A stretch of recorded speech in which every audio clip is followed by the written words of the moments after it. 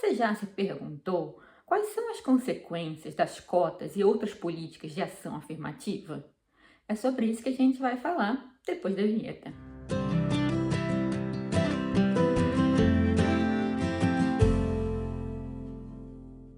Hoje eu vim fazer resenha do livro Ação Afirmativa ao Redor do Mundo, do Thomas Sowell. Ele é um autor que eu gosto muito, já fiz resenha de outros livros dele aqui, vão ficar linkados no final desse vídeo. E nesse livro, ele vai fazer o quê? Ele vai pegar esse tema das cotas, de políticas de ação afirmativa de modo geral, que é um tema bem polêmico, que gera muita discussão, não apenas no Brasil, mas ao redor do mundo. E ele resolveu ir investigar quais foram os resultados de várias políticas de ação afirmativa ao redor do mundo. Aí ele pegou alguns países, selecionou alguns países e foi vendo quais eram as políticas de ação afirmativa naqueles lugares, quais eram as justificativas e quais eram os resultados. Aí ele vai falar da Nigéria, ele vai falar da Índia, vai falar dos Estados Unidos, vai falar do Sri Lanka, vai falar da Malásia. Infelizmente, ele não abordou o Brasil, mas seria até interessante caso ele fizesse um segundo volume desse livro, que ele analisasse o caso brasileiro. Mas, de qualquer forma, o livro é interessante, apesar de não focar intensamente no Brasil. Ele vai pegar, como eu disse, as várias políticas de ação afirmativa ao redor do mundo e vai ver se elas realmente deram os resultados que elas estavam se propondo. Spoiler, não. Não apenas não conseguiram fazer com que aqueles grupos minoritários avançassem, como criaram custos muito altos para as sociedades. Ele vai mostrar, no caso do Sri Lanka, como as políticas de cotas criaram uma guerra civil em uma sociedade que antes era muito pacífica, onde não existiam conflitos intergrupais violentos, apesar de ser uma sociedade onde existiam vários grupos e onde alguns grupos se sobressaíam em determinadas ocupações e tinham um nível econômico maior do que outros grupos. Ainda assim, não havia uma violência étnica nessa sociedade, até que vieram com a política da ação afirmativa e a coisa descambou para uma guerra civil que durou assim anos e anos e morreram milhares e milhares de pessoas. E ainda tem conflitos nessa região. E ele vai mostrar também como muitas vezes as políticas de cotas, elas só realmente beneficiam aquelas camadas dos grupos minoritários que já estão em um nível mais elevado. Por exemplo, ele vai pegar o caso da Índia, onde existem muitas cotas para diversos grupos, e ele vai mostrar, por exemplo, que as cotas para a educação superior, quem realmente tem a oportunidade de usufruir de algum benefício dessas cotas, são aquelas pessoas das camadas ditas discriminadas que já alcançaram um nível educacional mais alto. É assim, a nata daquela casta excluída. E as pessoas realmente pobres, que seriam o alvo desses benefícios, elas não têm condições de usufruir desses benefícios porque elas não têm, por exemplo, a educação formal requerida para poder ir para o ensino superior, elas não têm dinheiro para custear os estudos. Então, falta muita coisa para que elas possam usufruir desses benefícios. E o autor vai mostrar também como muitas vezes essas políticas de ação afirmativa, elas distorcem os incentivos na sociedade. Por exemplo, ele vai mostrar vários casos em que pessoas passaram a se identificar como pertencentes a outro grupo para ter acesso a benefícios. Isso a gente viu no Brasil, foi inclusive tema de discussão, saiu em jornal e tudo, de pessoas que passaram a se considerar negras para usar a cota para negros em universidades, em concurso público. E aí veio aquela discussão toda, se a pessoa era realmente negra, se não era, e como é que ia avaliar isso.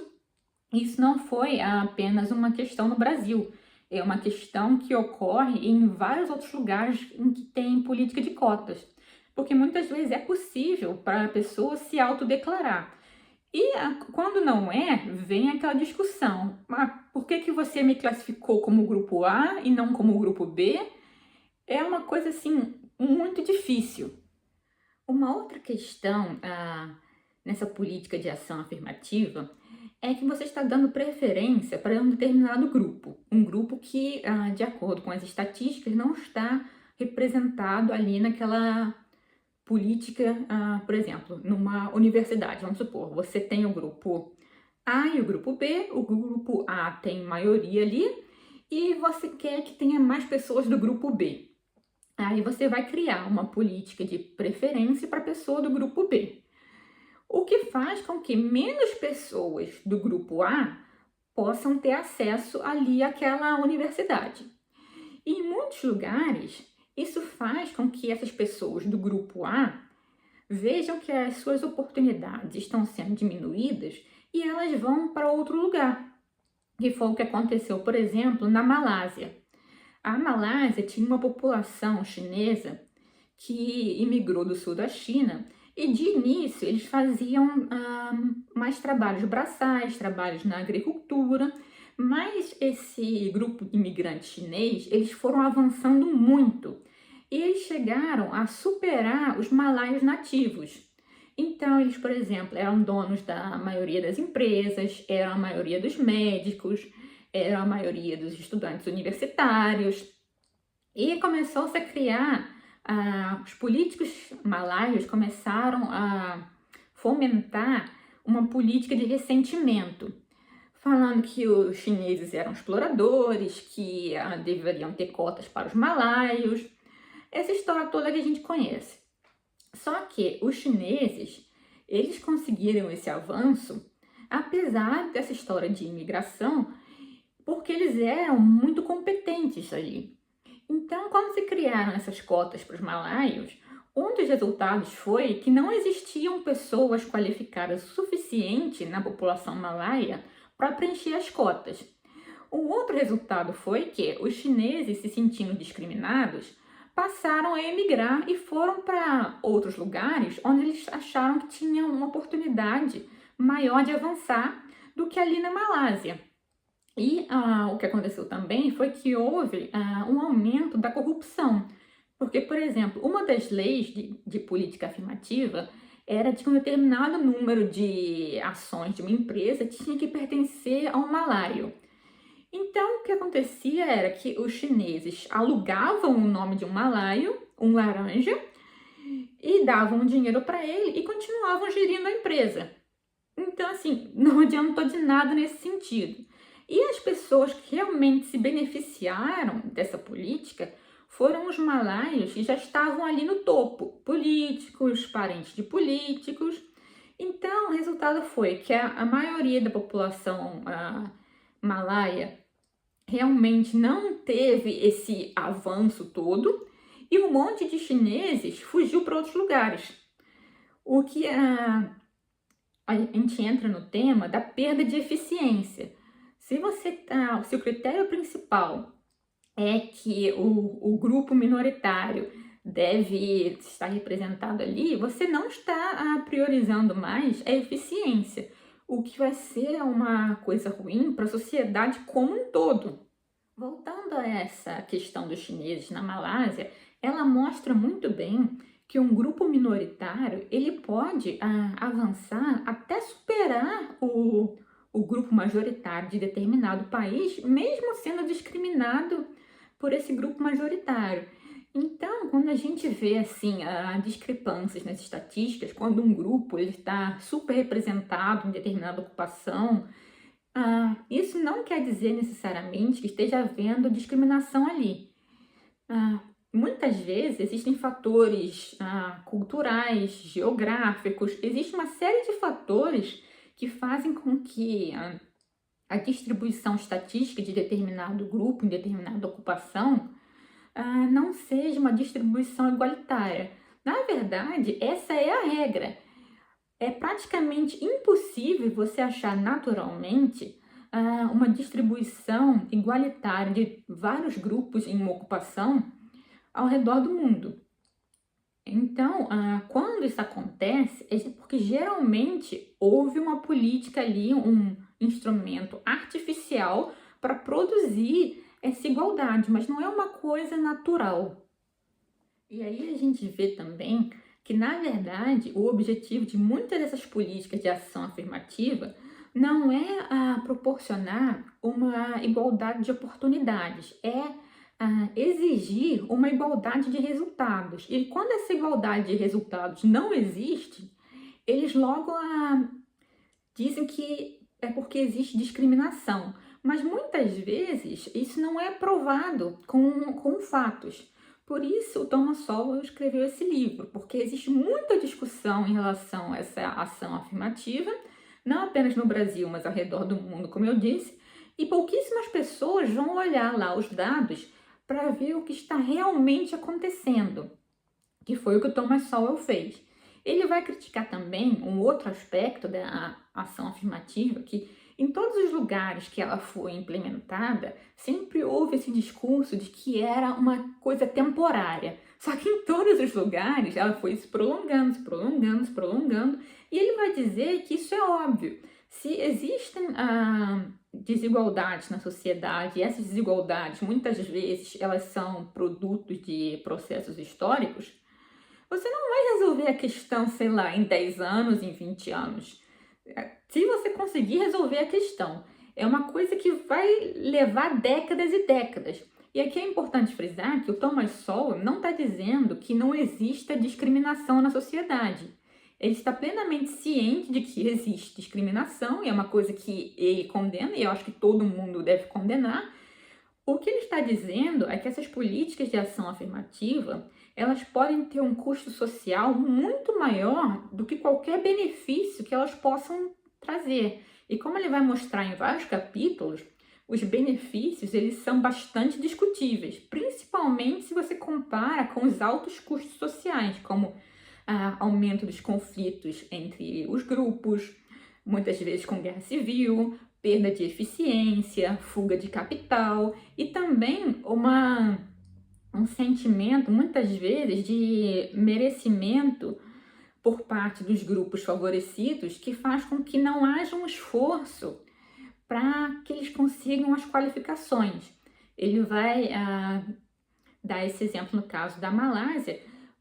Muitos estudantes malaios eles estavam certos de que eles teriam uma vaga na universidade por conta das cotas, e eles não se sentiam na obrigação de estudar para melhorar a qualificação, porque eles sabiam que eles já estavam dentro por conta das cotas. Entendeu? Esse é outro problema dessas políticas de ação afirmativa. Um outro problema que ele vai apontar é que esses benefícios, essas políticas de ação afirmativa, elas tendem a se expandir. Elas geralmente começam com um grupo, seja qual grupo for, e outros grupos minoritários na sociedade vão reivindicando cotas também. Então você chega a situações em que acaba que a maioria da sociedade tem direito a alguma cota, que é o que vira assim uma situação absurda, mas é a realidade em muitos lugares, como nos Estados Unidos, na Índia. E isso vai contra a ideia original das cotas de ajudar grupos realmente minoritários. Uma outra questão é que não apenas as cotas vão sendo expandidas para mais e mais grupos, como esses grupos mesmo, eles começam a reivindicar cada vez mais privilégios. Então, as cotas elas começam a se expandir nesse sentido também. Por exemplo, não apenas cotas para universidades, mas cotas também no trabalho, auxílio econômico, ou então reparações, que é o caso do movimento negro nos Estados Unidos.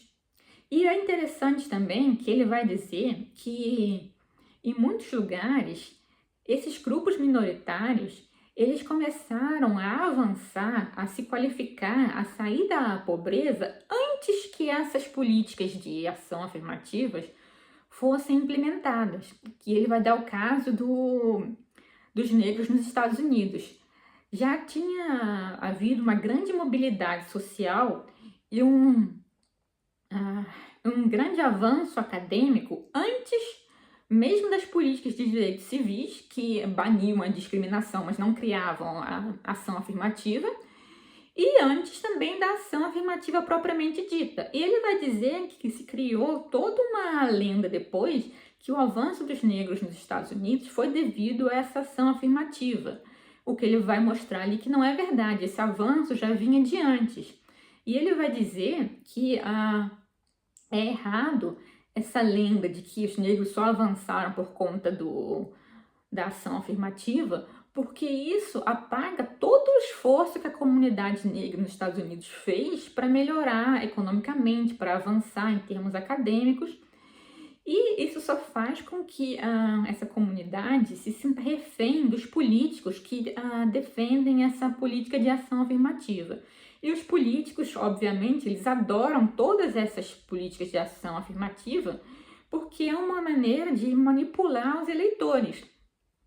Isso a gente sabe que é assim no Brasil, é assim nos Estados Unidos, é assim em todos os lugares.